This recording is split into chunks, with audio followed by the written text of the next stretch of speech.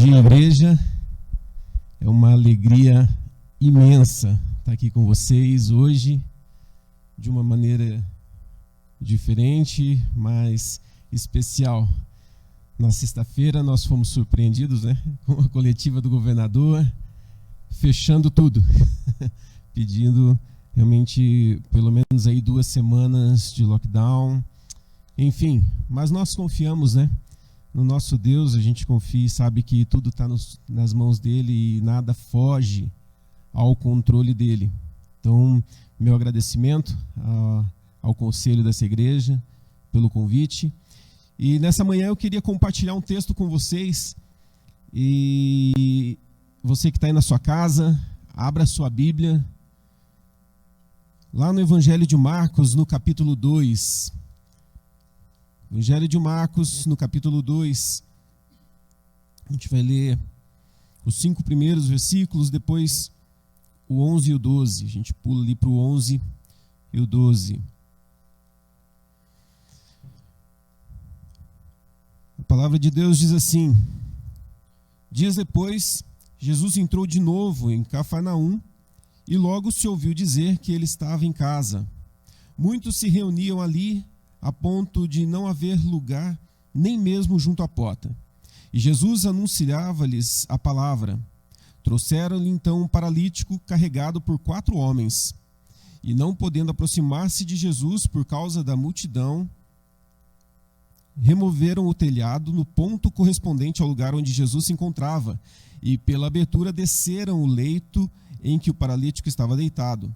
Vendo-lhes a fé, Jesus disse ao paralítico: filho, os seus pecados estão perdoados.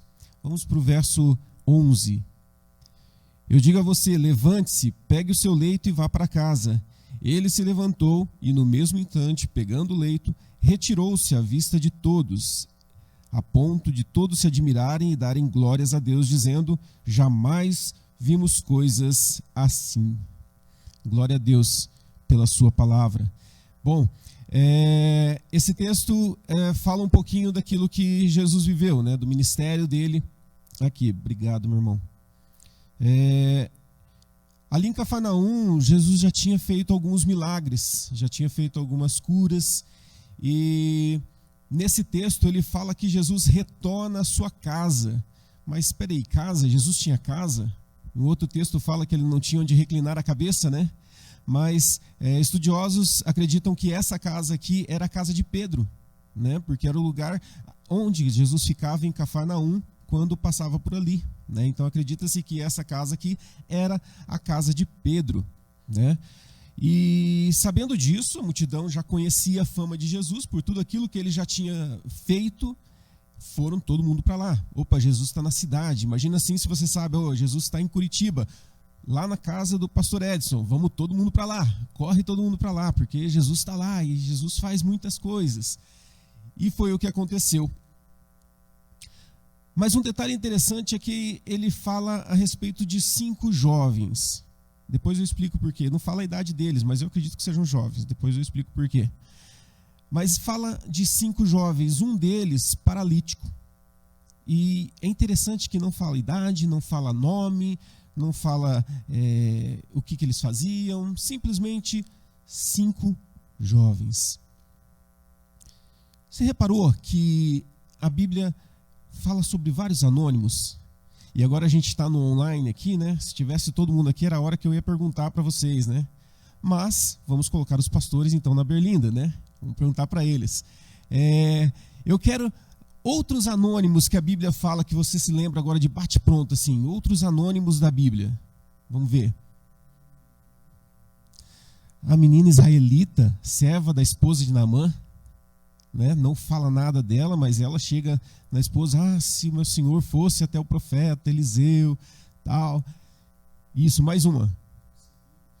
O carcereiro, vocês devem se lembrar desse episódio, Quando as paredes da prisão caem, e ele fala: meu Deus, todo mundo fugiu, vou me matar. Aí Paulo e Silas ali falam com ele: não, estamos todo mundo aqui. Enfim, eles se convertem, eles vão para a casa do carcereiro. O carcereiro cuida das feridas, porque eles tinham sido chicoteados, bateram neles, e cuida, e toda a família do carcereiro é salva. Tem um menino também, né, dos 5 pães, 2 peixes, não fala mais nada de que família que ele era, quem era esse menino. São anônimos. A Bíblia apresenta vários anônimos que não tiveram, não foi apresentado nenhuma característica, porém tiveram um papel muito importante na história. E por isso a gente os encontra aqui na Bíblia. E sabe o que me chama muito a atenção? É que esses anônimos, eles eram importantes. Eles não eram famosos, mas eram importantes. Você já parou para pensar nessa diferença de famoso e importante? Existem muitas pessoas importantes que são famosas. Porém, também existem muitos famosos que não têm importância nenhuma. Não é verdade? Não tem importância nenhuma. A ideia do importante aqui é, por exemplo, o pastor Edson, ele é importante para mim. Ou seja, eu quero importar ele para dentro de mim. Porque ele é importante. Esse é o sentido de ser importante. Então nós precisamos caminhar e desejar ser importante, não famosos. Se eventualmente o pastor Volney se tornar um cara famoso, joia, ele é importante e famoso. Mas se ele se preocupar em ser importante para a vida de alguém, fechou. E é isso que esses anônimos que a gente encontra na palavra de Deus, eles são importantes. Por isso eles estão aqui. O paralítico, ele era importante para esses 4 amigos. Tanto era importante que eles se preocuparam com ele.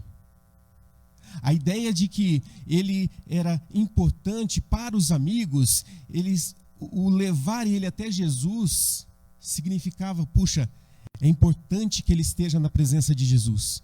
É importante que ele esteja lá com ele, porque Jesus faz tanta coisa. Então, vamos pegar ele, vamos levar para lá. Então, meu irmão, minha irmã, que você deseje ser importante na vida de alguém. Como esse paralítico era importante para os 4 amigos. Como estar na presença de Deus era importante. Então, que você faça isso. Bom, o tema da minha mensagem hoje é justamente uma igreja que se move. Eu sei que vocês têm trabalhado muito o tema de semear, colher, né, cuidar, regar. Mas o que esse texto especificamente tem a ver com isso? O que especificamente esse episódio aqui dos 4 amigos que levam o paralítico até Jesus tem a ver com semear, regar? E é isso que a gente vai olhar aqui no texto. E eu queria fazer um exercício com vocês aqui, para a gente poder entender, né? Então abra o seu coração e deixa o Espírito Santo ministrar a tua vida. Deixa, à medida que eu for falando aqui, que você possa pensar e você entender aquilo que Deus quer falar especificamente com você. Tá? A gente fala, né? Não, Deus falou com a igreja, mas nesse momento é um exercício egoísta aqui, né? Deus, fala comigo. O que o Senhor quer falar para mim nesse momento? Bom, eu queria dar para vocês 3 importantes características para que a gente se torne uma igreja que se move. Ok? 3 importantes características. Tem várias, mas eu queria dar 3 características. A primeira dela é que uma igreja que se move é uma igreja que se importa. A gente falou de importância aqui agora, né? Então, uma igreja que se move precisa ser uma igreja que se importa. Como eu falei, o paralítico era importante para esses 4 amigos, por isso eles se moveram em direção a ele. Eles queriam ver o bem-estar dele. Ora, queremos ver o nosso amigo curado, queremos ver o nosso amigo restaurado. Então, vamos levá-lo até Jesus. Sozinho, aquele paralítico não ia poder ter feito nada, né? Imagina, como é que ele ia se deslocar até a casa de Pedro para se encontrar com Jesus, para ver, quem sabe, se eu recebo uma cura. Ele não tinha como.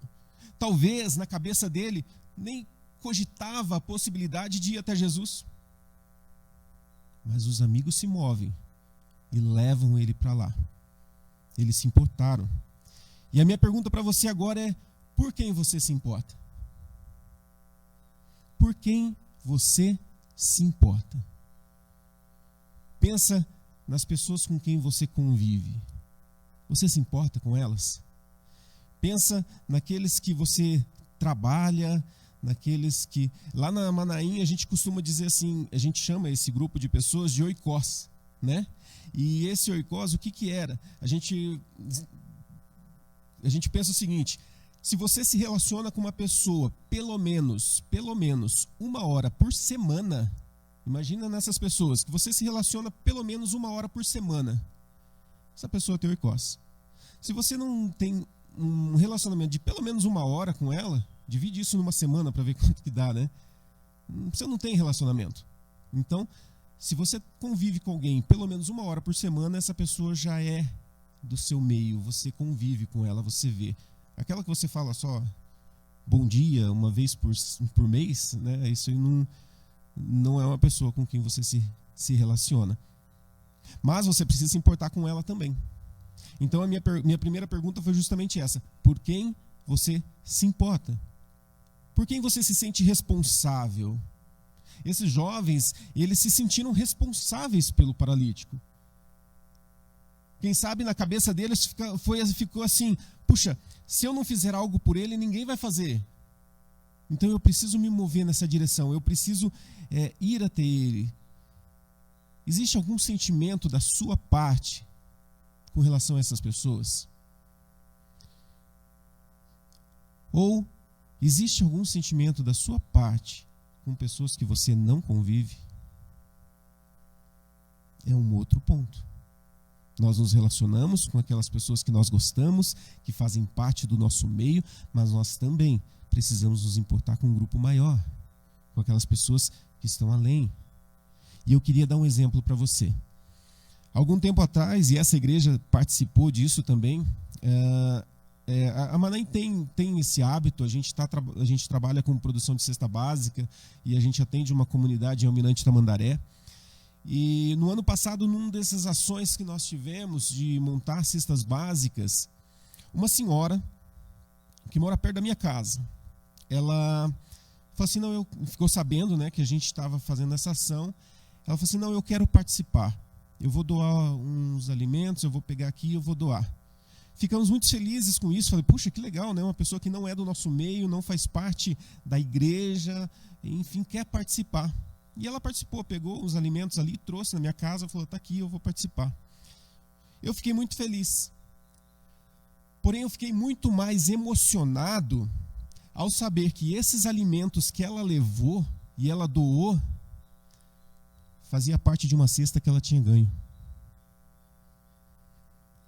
Ela havia ganho uma cesta do governo, porque ela era carente, ela é carente, ela passa dificuldades, ela ganhou uma cesta básica, mas ela decidiu retirar parte desses alimentos da cesta que ela ganhou para a sua subsistência, para doar para outras pessoas.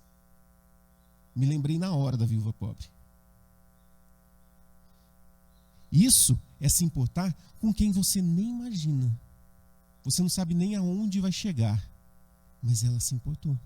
Depois nós abençoamos ela com uma outra cesta completa para ela. Assim, a gente teve esse sentimento de gratidão e a gente a recompensou por isso, sabe? Mas essa atitude dela particularmente me marcou muito. Eu fiquei muito feliz e muito emocionado com isso. Porque hoje, meus irmãos, a gente vive num mundo completamente egoísta, que se importa totalmente consigo mesmo. Muitas pessoas, a gente vive essa questão de lockdown, né? Fica em casa, tal. Sim, vamos ficar em casa, vamos nos cuidar. Só que algumas pessoas levam ao extremo de simplesmente fecharem-se nas suas casas e não se importar com ninguém. A preocupação dela é consigo mesmo. Esse é o mundo que a gente vive. E nós não podemos agir assim. A gente precisa ser intencional nos nossos relacionamentos. A gente precisa ser intencional. Sabe o que é isso? Dar o passo adiante.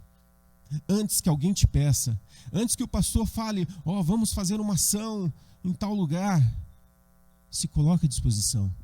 Não, eu quero fazer alguma coisa aqui na minha vizinhança. E essa noite eu estava pensando e me veio um exercício bem interessante. E pensa comigo aqui. E esse exercício eu queria que vocês fizessem. Passa numa banca de jornal, alguma coisa assim, e compra um mapa da tua cidade. No nosso caso aqui, mapa de Curitiba. E nesse mapa você acha o endereço da igreja e faz um círculo ali. Ah, a igreja está aqui, faz um círculo. Aí depois que você comprou o mapa, fez o círculo, aí você chega para o pastor e fala assim: pastor, me dá uma lista dos membros da igreja, com o endereço de todos eles. Aí com essa lista na mão, eu quero que você marque o endereço de todos eles. Vai lá, fulano mora aqui, Beltrano mora aqui, marca todos os membros ali da igreja. Aí sabe aquela brincadeira que a gente faz assim na escola, de você ligar os pontos? Aí partindo da igreja, vai ligando os pontos, em cada pontinho dos membros. Não me surpreendo do espanto que você vai ter sobre a abrangência dessa igreja. Aonde essa igreja está. Você vai ver, nossa, olha aqui, a gente está em quase. A gente tinha um mapa na Manaim lá que a gente fez algo assim, a gente ficou espantado, porque a gente tinha membros em todos os bairros quase, espalhados. Ou seja, a igreja não está neste endereço. A igreja não está aqui nesse bairro. Aqui é o Bigorrilho, né? A igreja não está aqui, mas a igreja está em cada ponto. E em cada ponto que nós estamos, lá nós somos igreja. E lá nós somos responsáveis por se importar com aqueles que estão à nossa volta. A igreja precisa ser igreja lá. A igreja precisa ser igreja onde ela está. A igreja não pode ser igreja simplesmente no domingo ou em qualquer outro dia que tiver uma programação, mas aonde você estiver, você é igreja, e lá você precisa se importar. Talvez você não imagina que, quem sabe, o teu vizinho do lado está enfrentando uma luta que você facilmente poderia ajudá-lo. Mas você não sabe. Porque quem sabe, na tua correria, no teu desespero em querer se proteger e ficar em casa, você não vê a necessidade daquele que está tão pertinho. É importante essas ações da igreja, de você ir e fazer, sim, mas essa é uma ação da igreja no coletivo. Nós precisamos ser igreja no individual.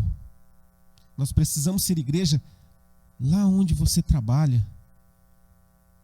Quem sabe, se você trabalha no comércio, o pastor Edson não vai poder ser bênção para as pessoas que passam por lá.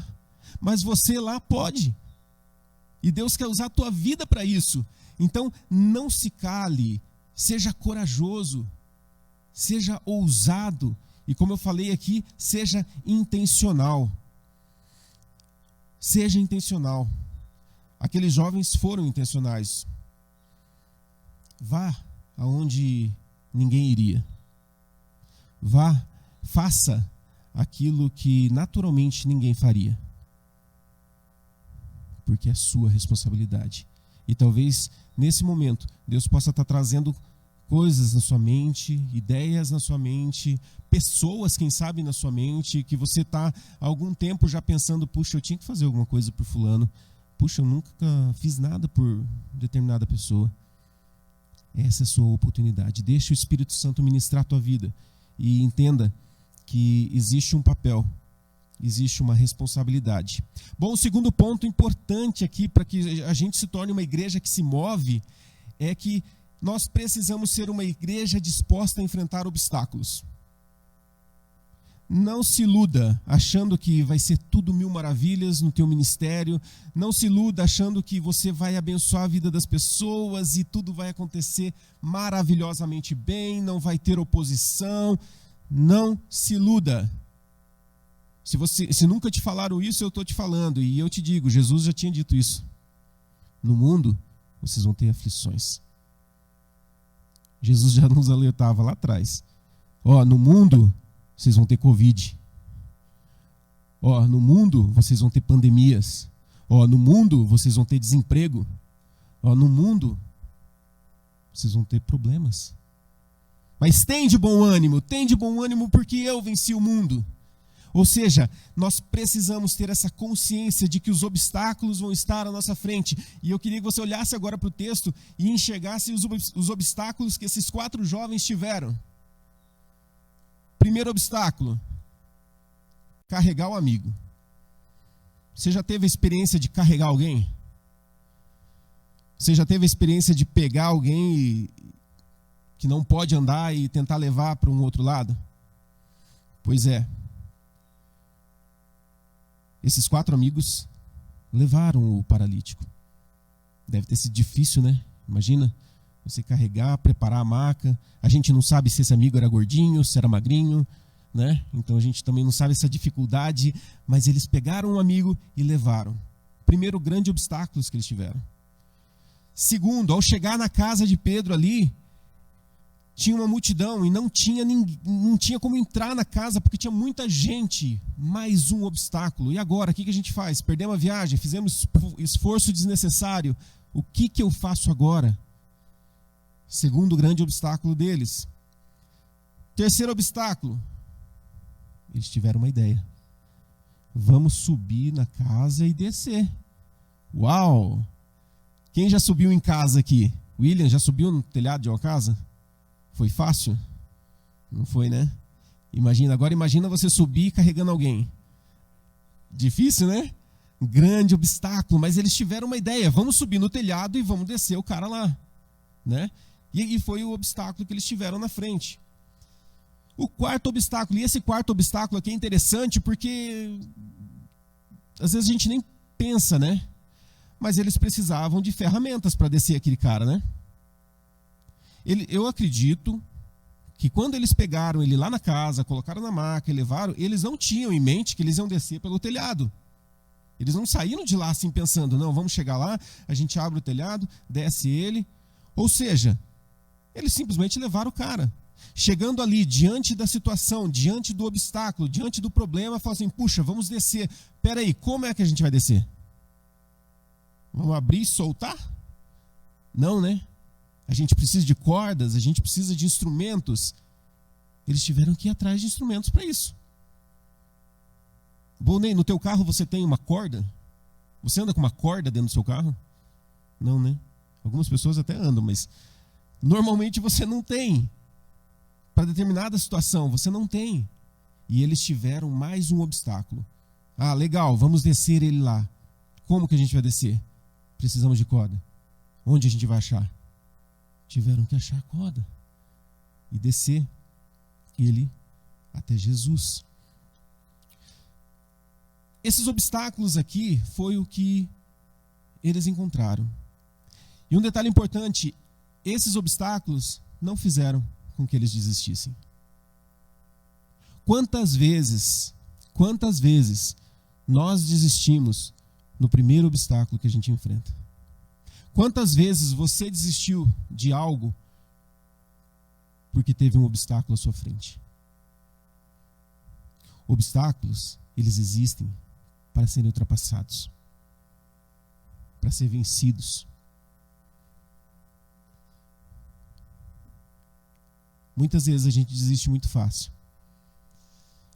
Ah, eu não tenho condição. Ah, eu já sou de idade.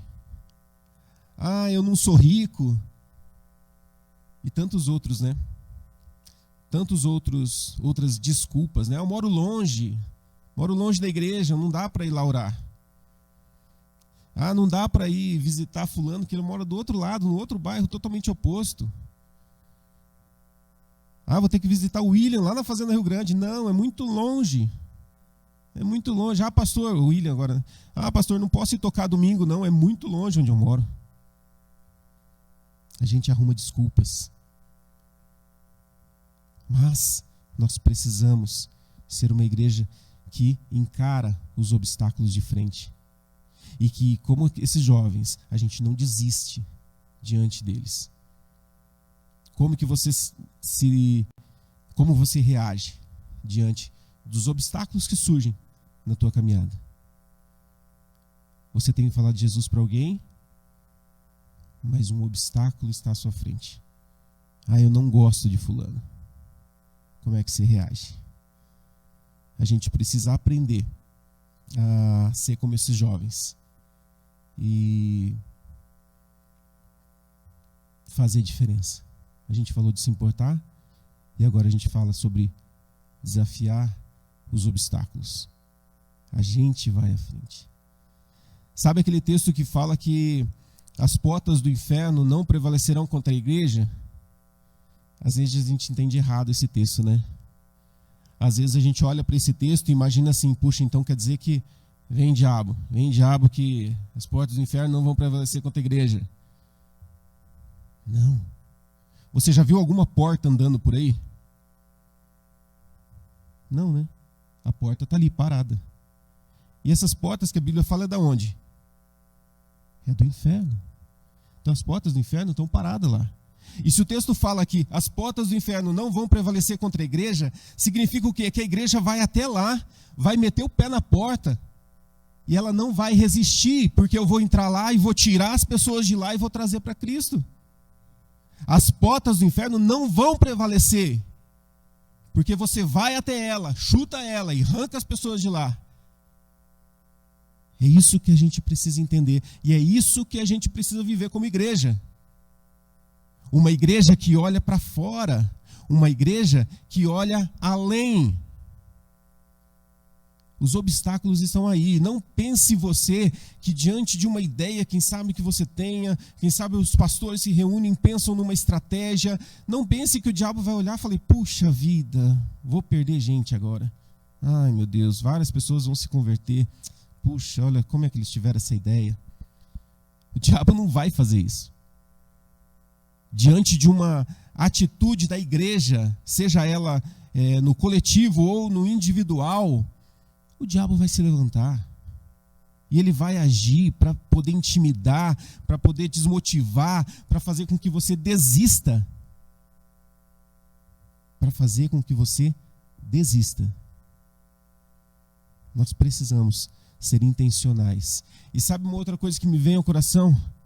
É que o diabo, ele não tem poder de tocar na sua vida, a não ser por uma permissão de Deus ou legalidade sua. Ele não tem poder para tocar na sua vida, mas ele tem poder de atrasar o teu ministério. Isso ele tem. Então o que ele puder fazer para atrasar você, ele vai atrasar. E meu querido, minha querida, os planos de Deus são perfeitos. Se você se recusa a fazer algo que Deus está pedindo para fazer, Deus vai levantar outro. Não fique pensando que Deus fala assim, puxa, Volney, e agora eu tinha que alcançar aquela pessoa, mas você não quer ir. Puxa, perdi aquela pessoa. Aconteceu isso comigo nos tempos da faculdade. Tinha uma pessoa que eu olhava assim e falava, puxa vida, essa pessoa vai para o inferno direto, não tem chance. E eu nunca falei de Jesus para ela, nunca. Porque a pessoa era tão ruim que eu falava, puxa, não tem jeito não, nem Deus salva. Nem Deus salva essa pessoa. E o tempo passou, os anos passaram e eu fiquei sabendo que essa pessoa se converteu. Essa pessoa veio falar comigo. E na hora que eu conversando, Deus falou ao meu coração. E a palavra que Deus trouxe para mim foi, Éder, você não falou. Eu tive que levantar outro para falar. Eu pedi para você falar. Você não falou.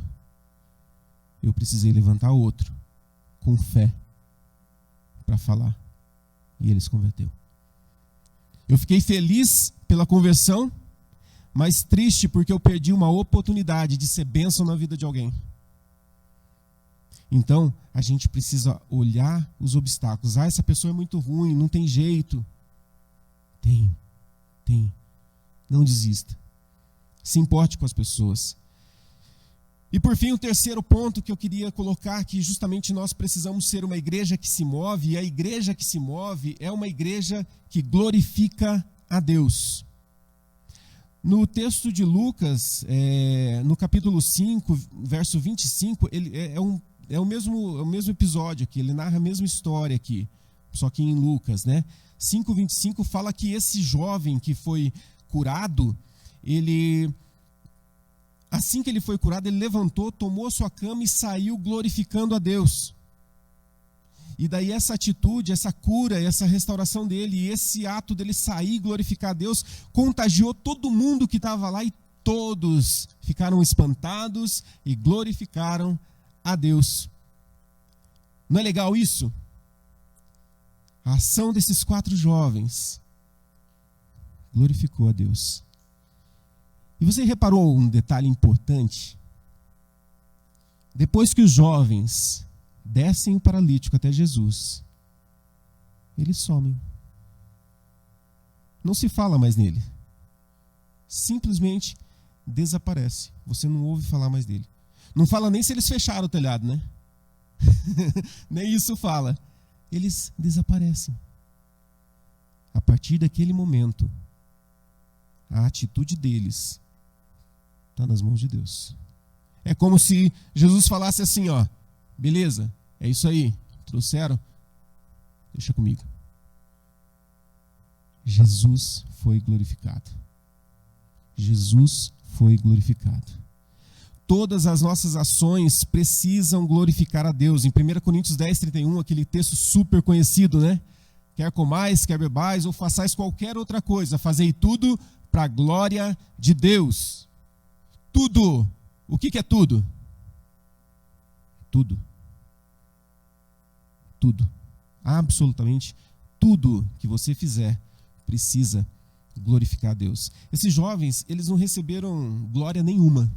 Esses jovens, eles não fala aqui que alguém chegou, bateu nas costas dele e falou assim, ó, que ideia vocês tiveram, hein? Sensacional. Fabuloso. Não fala. Pode até ser, né, que depois fizeram isso, mas a Bíblia não narra. E eu entendo que se a Bíblia não narra, era justamente porque o foco não era neles. O foco era em Jesus que realizou a cura, em Jesus que restaurou a vida daquele paralítico. Esse é o mais importante. Glorificar a Deus. Não que seja errado, meu irmão, minha irmã, você recebeu o elogio.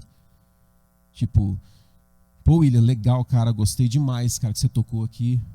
O que você cantou ali, ministrou a minha vida. Não é errado, não. É legal. O errado é tipo, pegando o William aqui, tá? Porque quem manda, ele que tá aqui, agora a gente tem que pegar ele, né? O errado é ele subir aqui e falar assim, ah, cara, agora eu vou arrasar. Não tem ninguém, não tem tecladista, não tem baterista, não tem ninguém aqui, não tem gente para fazer o back para mim aqui. É eu. Eu vou fazer aqui e acontecer. Isso é errado. E a gente se esquece muitas vezes que Deus está olhando e Deus conhece a motivação do nosso coração. Deus conhece a motivação do teu coração. Então não adianta você ficar achando que, não vou glorificar a Deus, mas você subir com a motivação errada. Em nome de Jesus, não vai ser glorificado. E a gente vê muito isso hoje em dia nas igrejas, né? A gente vê bastante isso. Vem para a minha igreja que você vai ser curado, você vai ser restaurado. Vem aqui, porque aqui é o lugar que tudo acontece. Pode ser que aconteça. Porém, a motivação está errada. A forma como você lida com isso está errada. Deus sim vai responder positivamente a muitas orações que você fizer. Eu acredito nisso. Mas faça com a intenção correta. Faça com a motivação correta. Não, eu vou fazer, eu vou orar para que fulano seja curado, mas a glória é dele. O poder não está naquele que ora, mas naquele que ouve a oração. Naquele que ouve a tua oração. A glória dele é para ele. Ele precisa ser exaltado. Que você tenha essa consciência que a gente precisa ter uma motivação correta. E esse texto mostra para mim que a motivação deles era essa. Eu acredito que Jesus pode curar esse paralítico. Por isso vamos levar ele para lá e deixar na mão dele. Eles não aparece aqui que eles chegaram para Jesus e falaram, Jesus, estamos trazendo para você aqui. Você viu como é que a gente fez? Não. Tem um outro texto, eu até não passei para o pessoal da transmissão aqui, né? Mas eu queria ler para vocês, que está lá em Filipenses 2, do 9 ao 11. Filipenses 2, do 9 ao 11. Vou ler do 8 até o 11, que diz assim, ó: Ele se humilhou, tornando-se obediente até a morte e morte de cruz. Por isso também Deus o exaltou sobremaneira e lhe deu um nome que está acima de todo nome, para que ao nome de Jesus se dobre todo joelho nos céus, na terra e debaixo da terra, e toda língua confesse que Jesus Cristo é o Senhor, para a glória de Deus Pai. Deus não poupou Jesus para que ele fosse glorificado. Por que você acha que você precisa ser poupado? Que você não vai ter que enfrentar lutas, enfrentar dificuldades, problemas? Nós vivemos aqui para glorificar a Deus. Às vezes a gente se esquece disso, né? Que essa terra não é nossa. Somos peregrinos. A gente está de passagem. A gente está aqui como embaixadores do reino. E o que o embaixador faz? Representa o reino aqui. E a gente está tão preso nesse mundo, né? A gente gosta tanto das coisas deste mundo. E a gente, puxa, está tão gostosinho aqui. E a gente se esquece que, peraí, eu não sou daqui. O meu papel é representar e falar para o povo daqui que existe um reino lá e que você pode fazer parte. Eu, você, nós somos representantes de Deus aqui. Que tipo de embaixador você é? Que se importa? Que está disposto a enfrentar os obstáculos para representar esse reino? Que está disposto a glorificar a Deus e se afastar de toda os louros, né? Da fama, do sucesso? Às vezes a gente quer isso, né? A gente quer o reconhecimento, mas o reconhecimento precisa estar voltados para Deus. O reconhecimento é dele. É ele que merece a glória. É ele que merece a adoração. Pense nisso, meu querido, e eu queria concluir esse tempo aqui, concluir essa mensagem, justamente fazendo você pensar nessa igreja que se move. E essa igreja que vive essas três características de se importar, de enfrentar os obstáculos, de glorificar a Deus, essa igreja é uma igreja que semeia, essa é uma igreja que cuida, essa é uma igreja que colhe. A palavra de Deus diz que a gente vai colher o que outros plantaram, mas nós vamos plantar para outros lá na frente colher. Às vezes a gente quer só colher, né? E a gente não faz nada para semear. Quando você se importa com alguém, você está fazendo o quê? Você está semeando na vida das pessoas. E você precisa ter em mente, eu preciso ter em mente, de que eu vou semear, não esperando que pessoas venham para a minha igreja. Às vezes a gente erra nesse ponto, sabe? A gente quer trazer as pessoas aqui para a minha igreja. Esquecemos que a gente está semeando para o reino de Deus. A gente está semeando para algo maior. Se Deus permitir que as pessoas com quem você semeou, colheu, venham para cá, aleluia, glória a Deus. Mas você está semeando para algo maior. Por isso, meu irmão, minha irmã, levante-se e comece a se importar com as pessoas. Quantas vezes você já chorou por alguém? Quantas vezes você olhou para a necessidade de alguém? A gente faz isso muito quando a gente vê noticiários de catástrofes. A gente está vendo problemas no Acre, né? A gente recentemente teve a questão do Amazonas.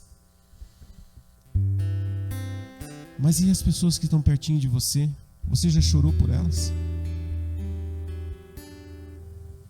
Você já se importou por elas? Ou seja, você já trouxe elas para dentro do teu coração? Misericórdia é isso, né? É você mergulhar na miséria do outro.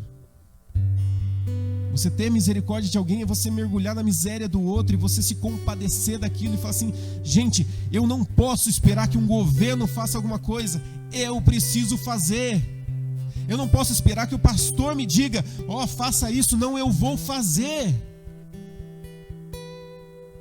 Igreja que se move é uma igreja que vai. Igreja que se move é uma igreja que sai da onde você está e vai para outro ponto. Novamente eu falo, existe a ação coletiva, da igreja coletiva, mas existe o individual. Não tem ações da igreja segunda, terça, quarta, quinta e sexta. Mas tem ação tua, segunda, terça, quarta, quinta e sexta. Sábado e domingo também. Então, meu querido, minha querida, que você... Eu ia falar saia daqui, né? Mas que você se levante aí onde você está hoje e você pense, puxa vida, o que eu preciso fazer? Um amigo meu, pastor, eu ouvi uma mensagem dele e ele disse que a melhor mensagem pregada é aquela que faz você se mover para algum lugar. É aquela que gera em você, sabe aquele se mexer na cadeira? Isso mexeu comigo. A melhor mensagem pregada é aquela que te move a agir. Aquela que massageia o teu ego é até gostosinha de ouvir. Mas a melhor mensagem é aquela que te faz levantar e fazer alguma coisa. Na segunda, na terça, na quarta, na quinta. Nem que essa palavra seja assim, puxa, eu estou no caminho certo. Vou continuar. Então, meu irmão, eu queria orar com vocês agora. E que você possa, como João Batista, falar, né? Convém que ele cresça e que eu diminua. Convém que ele cresça e que eu diminua.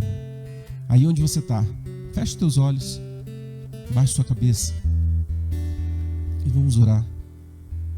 Pai querido, obrigado pela tua palavra, Deus, que é tão viva. Obrigado, Senhor, por essa palavra que gera em nós essa inquietação e esse sentimento de eu preciso mudar.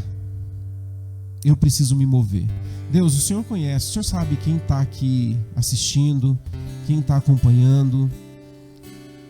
E eu peço, Pai, em nome de Jesus, que o Senhor possa visitar cada um agora e trazer no coração aquele sentimento de responsabilidade, aquele sentimento de tem algo a mais a fazer. Deus, faz isso nessa igreja, faz isso com todas as pessoas que estão assistindo. Pai, o Senhor tem um propósito para as nossas vidas. E Deus, nós queremos participar daquilo que o Senhor está fazendo. Tua palavra diz que o Senhor trabalha enquanto a gente dorme. Então nós queremos estar naquilo que o Senhor está fazendo, Deus. Nós queremos semear na vida de pessoas, queremos cuidar de pessoas, queremos colher pessoas, ó Deus. Por isso, Deus, que nós possamos nos tornar uma igreja que se move, que nós possamos nos tornar uma igreja que se importa, que enfrenta os obstáculos, que glorifica o Teu nome, Deus. Faz isso, Deus, na minha vida, a começar em mim. Faz isso em mim, ó Deus. Faz isso na vida dos meus irmãos. Faz isso nessa igreja. Faz isso em toda a igreja que está espalhada por esse planeta, Deus. E que nós sejamos uma igreja que se move para a honra e glória do Teu nome. Amém, amém. Deus abençoe tua vida, pastor.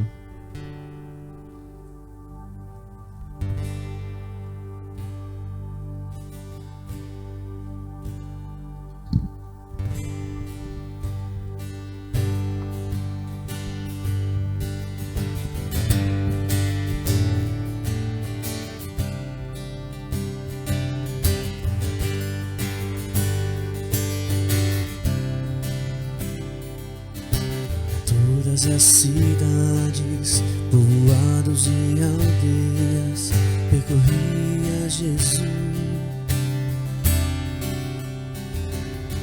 pregando o Evangelho, ensinando e curando, perseguia Jesus. Vendo as multidões, cheios de compaixão, a seara é grande demais. Todas as cidades, povoados e aldeias, percorreremos, pregando o Evangelho, ensinando e curando, prosseguiremos. Somos tua igreja, os trabalhadores, somos teu corpo, Jesus. Somos teus pés andando em toda parte. Somos tuas mãos, curando e abençoando. Somos teus olhos, à procura dos aflitos. Somos tua boca, proclamando o reino de Deus. Somos teus pés, somos teus pés, andando em toda parte. Somos tuas mãos, curando e abençoando. Somos teus olhos, à procura dos aflitos. Somos tua boca, proclamando o reino de Deus. Enche toda a terra do conhecimento da tua glória, através do teu povo. Enche toda a terra do conhecimento da tua glória, através da igreja, através de nós.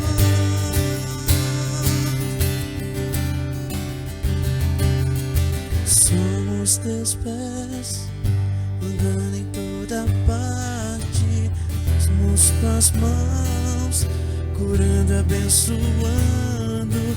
Somos